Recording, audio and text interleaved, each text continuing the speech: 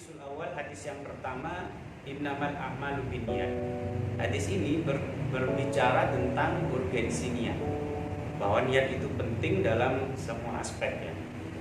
An Amirul Mukminin, diceritakan dari Amirul Mukminin Abi Hafs Umar ibn Khattab radhiyallahu anhu qala, Umar bin Khattab berkata, sami'tu Rasulullah yaqul, saya mendengar Rasul sallallahu alaihi wasallam bersabda, innamal a'malu binniyat, sesungguhnya amal perbuatan itu tergantung niat. Di sini kemudian nanti muncul perbedaan pendapat antara ulama-ulama fikih.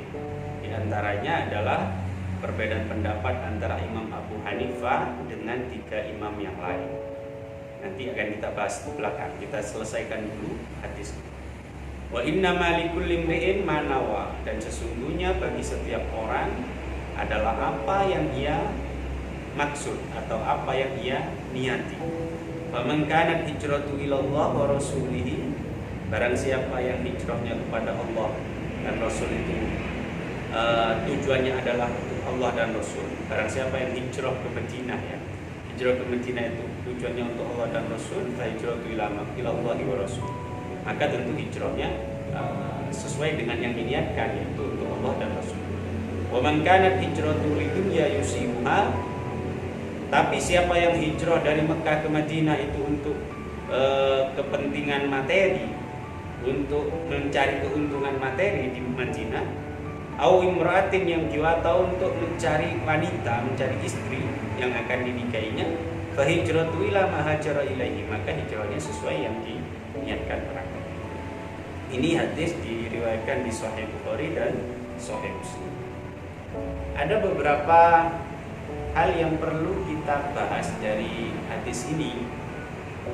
Hadis ini dikatakan oleh beberapa ulama, di antaranya dikatakan oleh Al-Imam Asy-Syafi'i, Muhammad bin Idris Asy-Syafi'i, bahwa hadis ini adalah sepertiga dari Islam.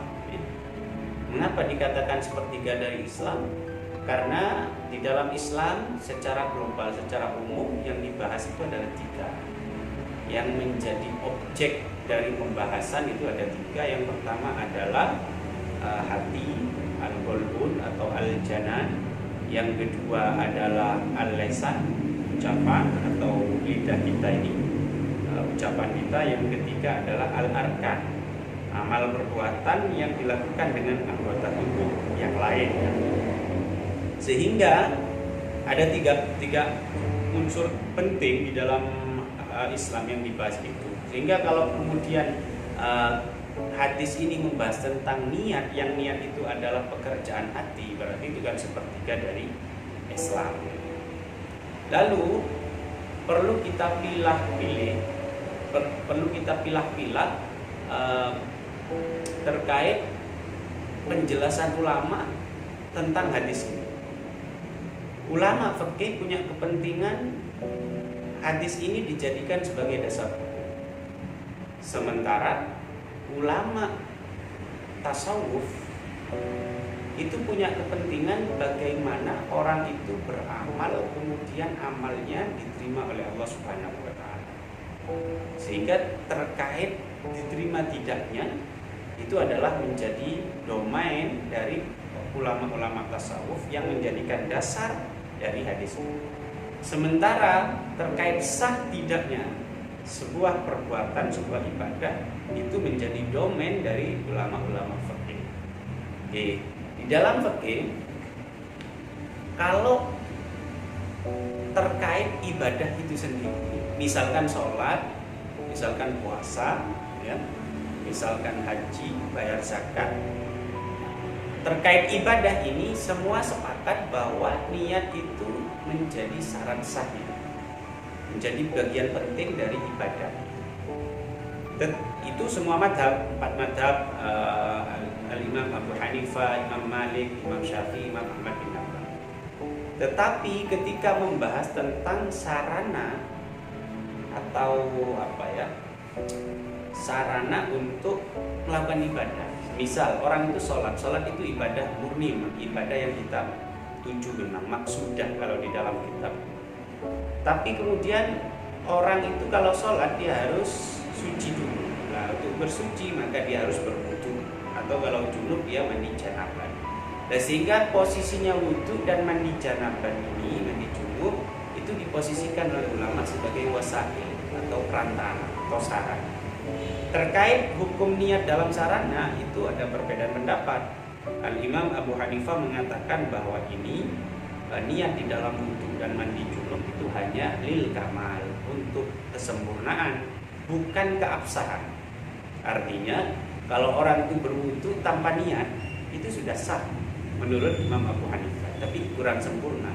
Orang mandi junub tanpa niat itu sudah sah, tapi tidak sempurna. Sementara imam yang lain, Imam Malik, Imam Syafi'i, Imam Ahmad bin Hanbal itu mengatakan bahwa walaupun wudu dan mandi junub, niat itu menjadi syarat sahnya atau menjadi bagian penting di dalam mandi dan wudu tadi, sehingga orang kalau tidak berniat saat berwudu itu tidak sah menurut ketiga imam tadi. Mengapa kemudian berbeda pendapat? Karena mereka berbeda pendapat di dalam menafsiri innamal a'malu binniyat.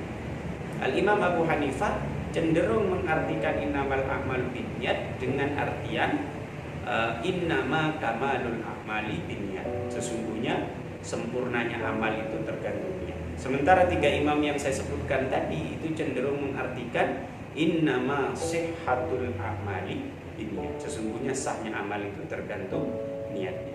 Dari sini kemudian berbeda pendapat terkait niat itu. Niat itu tempatnya di mana? Di hati. Sebagaimana yang saya sebutkan di awal bahwa itu tempatnya di hati. Loh, kenapa kita ucapkan dengan lisan? Itu hanya untuk membantu agar hati kita itu ingat. Membantu hati saja. Sebenarnya tidak perlu misalkan kita ucapkan dengan lisan, itu tidak menjadi tolak ukur, tetapi itu hanya menjadi pembantu dari hati tadi, agar hati itu tidak lupa. Sementara di kalangan ulama tasawuf, yang dibahas dari hadis ini bukan hal itu, bukan tentang keabsahan niat, tapi tentang keikhlasan. Makanya kalau kita telusuri di banyak ayat Al-Quran, itu kan banyak penjelasan tentang ikhlas, tentang ikhlas. Di antaranya adalah ayat di dalam surat Al-Furqan ayat 23 kalau tidak salah itu ya. Wa qadimna ila ma 'amilu min 'amalin faja'alnahu haba'an mansura. Orang-orang kafir termasuk juga orang-orang yang tidak ikhlas itu menyangka amalnya itu sudah baik, lalu kami pasti akan mendatangi amal mereka, akan mengecek amal mereka, lalu akan kami jadikan haba'an mansura, seperti debu yang berterbangan. Artinya tidak ada gunanya. Itu pentingnya niat. Termasuk di sini juga bahwa amal itu tergantung niat. Artinya diterimanya amal itu tergantung niat. Itu menurut tafsirannya ulama tasawuf, ulama-ulama akhlak. Sehingga semisal Syekh Athaillah Ibnu Athaillah As-Sakandari dalam kitabnya Al-Hikam itu kan menyebutkan di antara hikmah yang disebutkan di dalam hikmah yang nomor 10, al-a'malu suwarun qa'imah. Amal perbuatan itu adalah ya ibarat fisik ya. Ibarat fisik seseorang. Kemudian apa namanya? Al-a'malu suwarun qa'imah. Lalu yang menjadi arwahnya apa? Ruhnya. Wa arwahuha wujudu sirril ikhlas fiha. Ruh dari fisik tadi yang berupa amal itu adalah adanya ikhlas, keikhlasan di dalam amal tersebut. Sehingga kalau misalkan ada amal perbuatan, kita melakukan sholat, membayar zakat, melakukan puasa ya, berpuasa, berhaji, umrah, tapi di situ tidak ada ikhlas, maka itu menurut Ibnu Athaillah As-Sakandari itu ibarat tubuh yang tanpa nyawa. Tentu kan tidak ada gunanya, tubuh tanpa nyawa kan tidak ada gunanya. Kalau hewan tanpa nyawa itu masih ada guna, bisa kita goreng, kita masak, kita jadikan gulai misalkan kalau itu kambing. Sehingga Di dalam tafsirannya atau syarah dari Al-Hikam tadi, Syekh Ramadan Al-Buti memberikan banyak contoh terkait aplikasi dari bahwa amal itu adalah fisik dan rohnya adalah ikhlas. Ada setidaknya 4 contoh yang bisa dikemukakan oleh Syekh Ramadan Al-Buti yang mati syahid ya, karena beliau saat khutbah itu dibom dan wafat. Yang pertama, beliau memberikan contoh ada orang itu rokibathu duyunun maliyah, orang yang dikejar-kejar oleh hutang ya. Jadi dia hutangnya banyak. Lalu satu saat dia di rumah, di teras rumahnya, dia diam pas ngopi atau minum teh. Ternyata dia melihat ada orang yang mau menagih hutang pada dia. Ada orang di mana orang itu adalah orang yang menghutangi orang tadi. Lalu karena melihat begitu, dia segera masuk ke dalam rumahnya, kemudian segera berwudu, segera pakai peci, pakai baju tapa, pakai sarung, bergegas ke masjid. Sampai di masjid dia sholat sunnah, lama sholat sunnah 2 rakaat, dilanjutkan, lanjut lagi 2 rakaat lagi, terus begitu. Setelah itu masih baca Quran, sehingga orang yang di depan rumahnya itu menunggu dia mau menagih hutang, itu lama sekali dia menunggu. Nah, orang yang pergi ke masjid, melakukan sholat, membaca Quran, membaca dzikir dengan contoh yang tadi ini, itu bukan lillahi ta'ala, itu bukan sudah karena Allah ta'ala, tapi karena lari atau haraban min sadadid dain, karena dia lari dari membayar hutang tadi. Ada contoh juga yang dipaparkan, dikemukakan oleh Syekh Ramadan Al-Buti. Ada orang profesional, seorang profesional yang bekerja di kantor atau karyawan lah ya. Lumrahnya karyawan itu kan macam-macam jam kerjanya, ada yang 6 jam, ada yang 8 jam. Lalu kan ada jam istirahat. Misalkan jam istirahat itu jam setengah 12 sampai setengah 1. Ada 1 jam waktu dia untuk istirahat.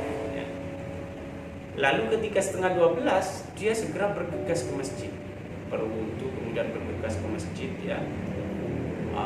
Sampai di masjid dia berlama-lama, bahkan tidak cukup sampai setengah 1. Sampai jam 1 dia tetap di masjid baca Quran, sampai setengah 2 baca Quran. Apa tujuannya? Karena dia tidak ingin dikejar-kejar oleh pekerjaannya yang ada di kantor misalkan. Atau dia sudah malas untuk bekerja di kantor sehingga dia memilih untuk ke masjid dan baca Quran lama. Dan baca Quran, sholat yang lama di masjid dalam rangka lari dari tanggung jawab pekerjaannya. Ini tentu dia pekerjaan atau amal ibadah yang sudah tidak disisipi rasa ikhlas di situ, sehingga itu ibarat seonggok tubuh yang tidak ada nyawanya. Atau contoh yang ketiga yang dipaparkan Syekh Ramadan Al-Buti, ada orang dulu kalau orang itu haji itu kan tidak cateringan, jadi masak sendiri. Sehingga misalkan kemudian masuk ke hotel, itu di hotel kemungkinan ada 8 atau 6 orang dalam satu kamar. Dan itu kan biasanya digilir untuk tandiful manzil atau untuk tandiful ghurfah ya, untuk membersihkan kamar itu digilir. Kemudian untuk tahiyatut ta'am, untuk menyiapkan makanan itu digilir. Ada jadwalnya. Lalu ketika tiba jadwal dia memilih ke masjid. Ke Masjidil Haram, di Masjidil Haram dia tawaf. Tawaf, kemudian sholat, baca Quran, atau dia memilih untuk umroh sunnah. Dia ambil mikot, kemudian setelah mikot pergi ke Masjidil Haram, kemudian tawaf di Ka'bah 7 kali, lalu kemudian sa'i, setelah itu tahallul. Sementara teman-temannya di kamar itu menunggu. Wah, ini mana si A ini jadwalnya dia untuk menyiapkan, untuk masak, untuk cuci piring, untuk bersih-bersih kamar. Ternyata dia tidak ada. Lah, umroh yang dilakukan, pergi ke Masjidil Haram yang dilakukan oleh orang tadi dalam rangka lari dari tanggung jawab dia, gilirannya untuk memasak dan seterusnya, itu bukan karena Allah Subhanahu wa taala sudah, tapi karena lari dari tanggung jawab kita. Itu yang dikatakan tidak ikhlas. Atau contoh yang paling menampar dari Syekh Romdon Al-Buti itu yang nomor 4 ini. Ada orang dia dakwah, ngaji kemana-mana, menerima undangan, mungkin satu hari bisa sampai 5 kali manggung, dia ceramah di panggung dan seterusnya. Tapi tujuannya bukan untuk Allah, tujuannya untuk amplop, untuk uang, untuk jabatan misalnya, untuk posisi politis, agar dilirik oleh partai-partai dan seterusnya. Maka ini sebenarnya orang yang berdakwah seperti ini itu bukan ikhlas, bukan karena Allah, tetapi karena materi. Caranya gampang untuk mengetahui orang ini ikhlas apa tidak. Coba kalau misalkan dia ceramah kemudian tidak dikasih apa-apa, apakah kemudian dia akan mau diundang lagi ke tempat itu? Kalau mau diundang terus walaupun tidak dikasih materi, itu berarti orang yang muhtadun, orang yang mendapatkan petunjuk dari Allah Subhanahu wa taala, dan sesuai di dalam firman-Nya, maka kita harus mengikuti orang yang itu, ittabi'u man la yas'alukum ajra wa hum muhtadun. Ikutilah orang-orang yang tidak meminta upah, meminta bisyarah, meminta gaji, karena orang itu adalah orang-orang yang mendapatkan petunjuk dari Allah Subhanahu wa ta'ala. Kemudian yang terakhir, ikhlas itu seperti apa? Apakah ketika ada orang beribadah lalu dia mengharapkan balasan atau pahala di surga kelak, itu masuk kategori ikhlas? Ibnu Athaillah As-Sakandari itu membagi ikhlas menjadi 3. Ada 3 level. Nanti bisa kita lihat kita itu di level mana. Yang level pertama adalah ikhlasul awam, ikhlasnya orang awam. Apa orientasi atau tujuan dari orang awam melakukan ibadah? Ini li gharad dunyawi, untuk tujuan materi, untuk keuntungan duniawi. Jadi mengapa Anda membaca surat Waqiah misalkan? Karena hadis Nabi mengatakan man qara'a suratal Waqiah kulla lailatin lam tusibhu faqatun abada. Orang yang membaca Waqiah setiap hari 1 kali saja maka tidak akan terkena kefakiran atau kemiskinan, akan kaya. Sehingga saya baca Waqiah itu orientasi saya untuk kaya. Ini suratul lilina, surat pesugihan. Mengapa Anda melakukan sholat duha 8 rakaat? Karena saya ingin kaya. Nah, orang yang seperti ini sudah kategorinya ikhlas. Tapi ikhlasnya kelas level yang paling rendah, ya. Level 3. Ini level 3 masih sangat rendah sekali. Dan ini adalah orang awam. Kedua, yang level 2 itu adalah ikhlasul khawas. Ikhlasnya orang-orang yang khusus, ya.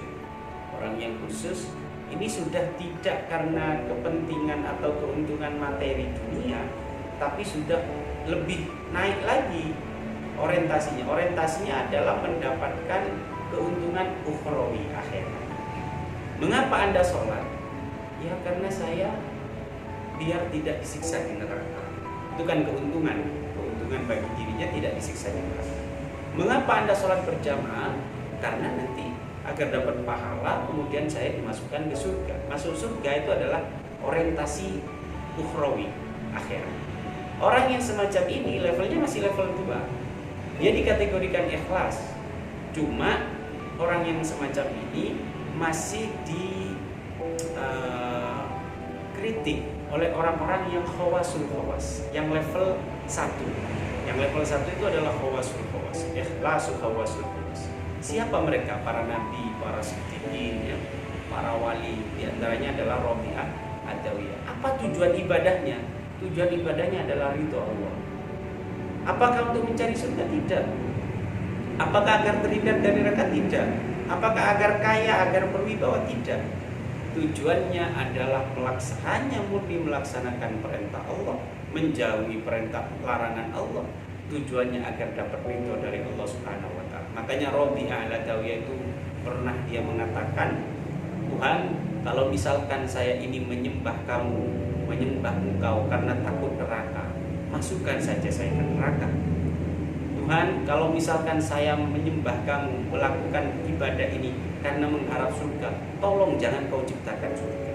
Ini kan sebenarnya teguran bagi yang level 2 tadi ya, yang level 2, apalagi untuk yang level 3.